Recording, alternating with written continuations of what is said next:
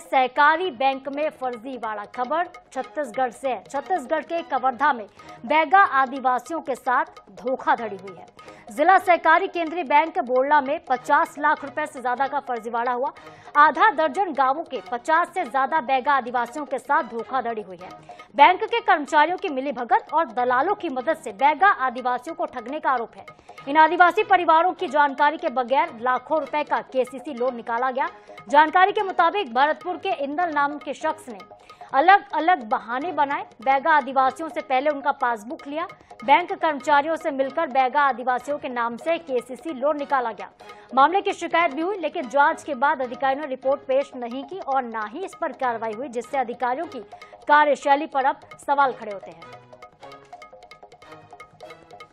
तो ये खबर है छत्तीसगढ़ के कवर्धा से, जहां पर कर्मचारियों ने किसानों को चूना लगा दिया। ये सभी बैगा आदिवासी परिवार के लोग हैं और 50 से ज्यादा बैगा आदिवासियों के साथ धोखाधड़ी हुई है। एक बैंक में फर्जीवाड़ा हुआ है, आप इसे कह सकते हैं कि घोटाला हुआ है। सहकारी बैंक है ये बोरला का। केंद्रीय सहकारी बैंक में 50 लाख रुपए से ज्यादा का गबन हो गया। और बड़ी बात यह है कि बैंक के कर्मचारी इस पूरी घटना में लिप्त पाए गए हैं। 1 लाख निकाले इसी का बताते हैं। मैं देखे नहीं है, बोला फौती के नाम से दे रहा हूँ, तो अब कर्जा उठा ले, इससे फौती कटवा ले सर, कर्जा उठा ले। पहले हमारे कहाँ पापा के नाम में 60,000 उठा रहे।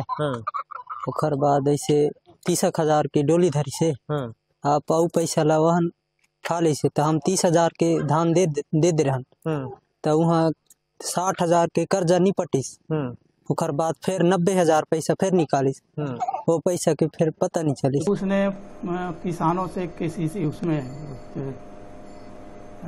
एटीएम वितरण करने या खाता खोलने के संबंध में किसानों से मिल करके उसने पैसा वसूला था। जो भी है, तो उनका वीडियो हमारे पास है।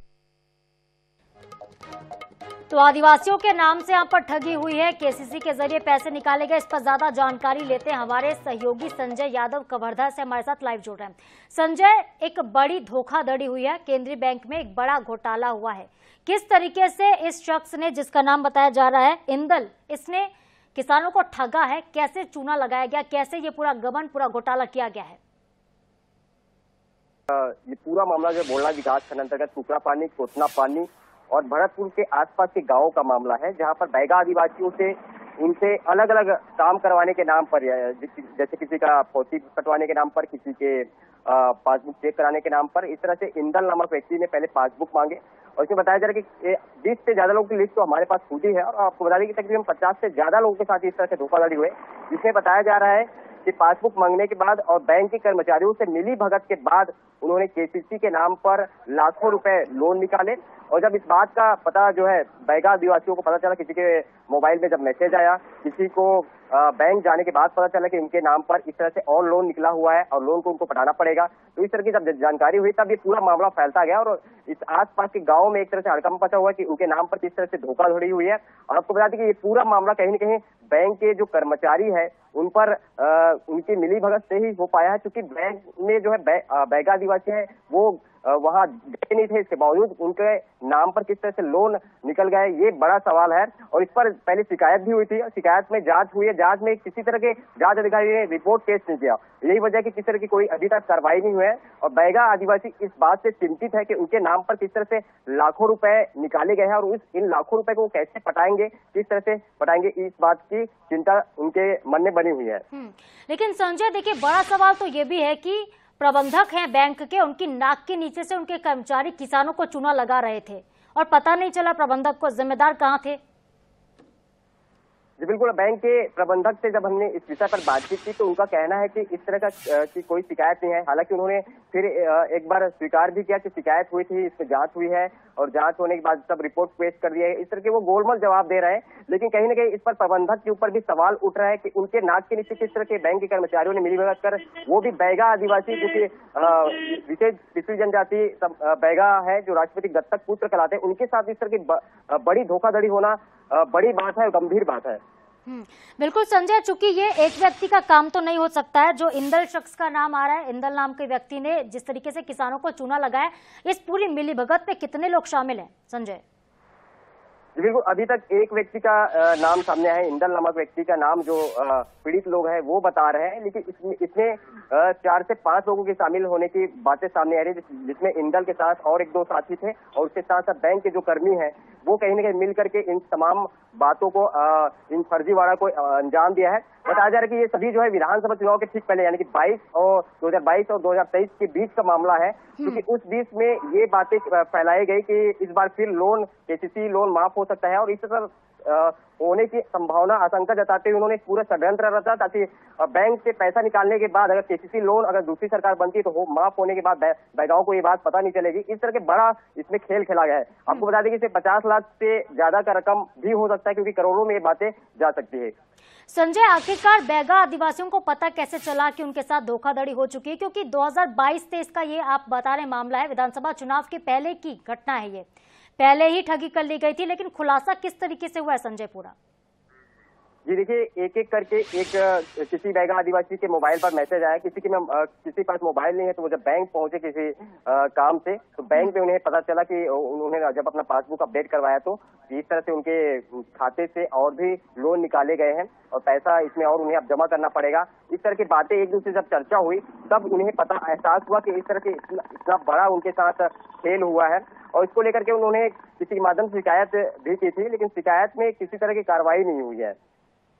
बड़ा सवाल यही है कि कार्रवाई क्यों नहीं हुई अब तक, और लेकिन अब संजय क्या कार्रवाई हो रही है? चूंकि मामला उजागर हो गया, सब कुछ क्रिस्टल क्लियर है, सब पता है कितनी धोखाधड़ी हुई, कितने लोगों से हुई है, 50 से ज्यादा लोग हैं, 50 लाख से ज्यादा का गबन हुआ है। अब क्या कुछ कह रहे हैं जिम्मेदार, कब तक कार्रवाई होगी? और बड़ा सवाल ये भी है कि जो लोन किसानों के नाम से लिया गया है, इस लोन को भरेगा कौन? देखिए, बिल्कुल इसमें फिर से एक बार सीरियस इस विषय पर गंभीरतापूर्वक जांच करने की आवश्यकता है। जांच करने के बाद रिपोर्ट पेश होने का जो दोषी जो कर्मचारी होंगे और जिस व्यक्ति का नाम लिया जा रहा है इंदल नामक व्यक्ति का, इन पर कार्रवाई होनी चाहिए, साथ साथ इन पर FIR दर्ज भी होनी चाहिए। हालांकि भी प्रशासन और जो अधिकारी है वो किस तरह के कदम उठाते हैं ये देखने वाली बात होगी।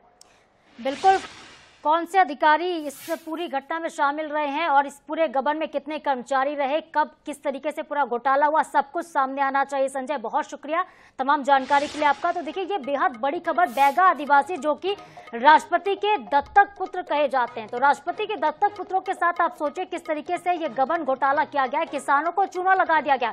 ये गांव के रहने वाले भोले भाले लोग हैं जो ज्यादा मोबाइल को समझते नहीं है, बैंक के प्रोसेस को समझते नहीं है, इन्हें जाकर पासबुक इनसे मांगा जाता है, पासबुक के नाम पे इनसे ठगी कर ली जाती है, लाखों रुपए इनके नाम पे लोन ले लिए जाते हैं।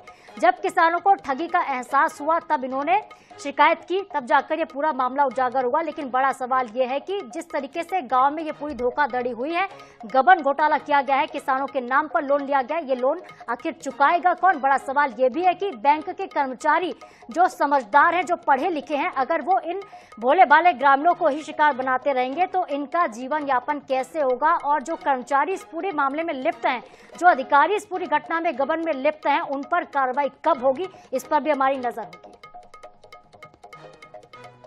तो 50 लाख रुपए से ज्यादा का ये पूरा गबन हुआ है कवर्धा से। ये बेहद बड़ी खबर है। बैगा आदिवासियों के साथ धोखाधड़ी की गई है। सहकारी बैंक में उनके नाम से लोन निकाल लिए गए। लेकिन बड़ा सवाल तो ये कि जब शिकायत की गई थी इन किसानों की तरफ से, आदिवासियों की तरफ से बता दिया गया था कि उनके साथ इस तरह की हरकत हुई, शिकायत के बाद कार्रवाई क्यों नहीं की गई है? क्या जिम्मेदार आंख मूंद कर बैठे? ये भी बड़ा सवाल है।